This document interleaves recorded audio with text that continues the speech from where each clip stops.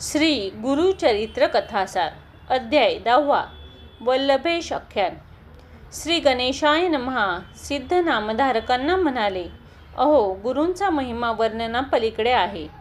नामधारकांनी विचारले, एकदा आपण सांगता की श्रीपाद यती सूक्ष्म रूपात कुरवपुरातच राहिले आणि पुढे त्यांचे म्हणजे दत्तांचे अनेक अवतार झाले असेही तुमच्या सांगण्यात आले आहे, तर हे कसे शक्य आहे? सिद्ध म्हणाले, विष्णू हे विश्वरूपाने क्षीरसागरात आहेत, तरीही त्यांनी भूतलावर अनेक अवतार घेतले, हे तुम्हाला माहीत आहे ना?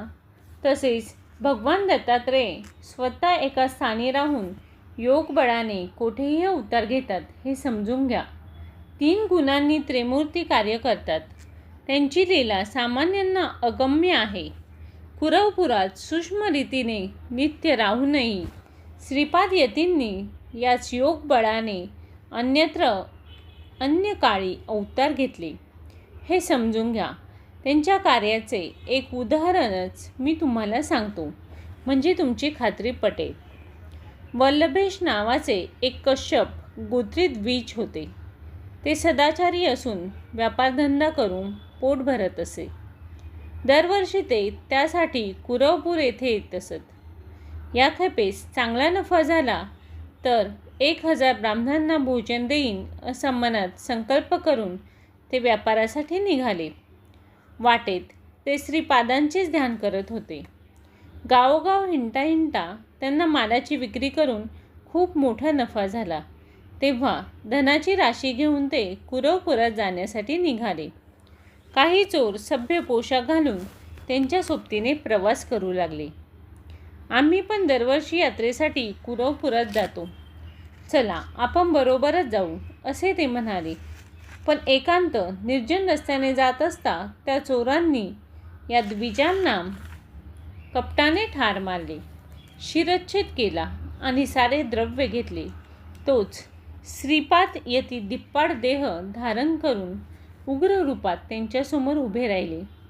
रुद्राक्षधारी, भस्मधारी, जटाधारी साधूंना बघताच तस्कर घाबरले. त्यांचा स्वामींनी तिथेच त्रिशूळाने वध केला. पण त्यातला एक तस्कर पाया पडून गयावया करत म्हणाला, मी या ब्राह्मणांना मारले नाही, हे याला ठार मारतील असे मला काही ठाऊक नव्हते. मी त्याला वाचवू शकलो नाही हे खरे, पण मी निरपराधी आहे, मला मारू नका.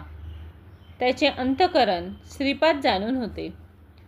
त्याला काही जवळ बोलवले आणि थोडी विभूती त्याला देऊन म्हटले, या विप्रावर ही विभूती टाक. त्या तस्करांनी विप्राचे मस्तक मानेला लावले आणि विभूती त्यावर प्रोषण केली. तोपर्यंत श्रीपाद यती एकदम अदृश्य झाले. विप्र जिवंत झाले आणि त्या माणसाला विचारू लागले, तुम्ही कोण? यांना कोणी ठार मारले? मी इथे कसा? त्यावर त्या तस्कराने जी हकीकत सांगितली तशीच त्या विप्रांना सांगितली.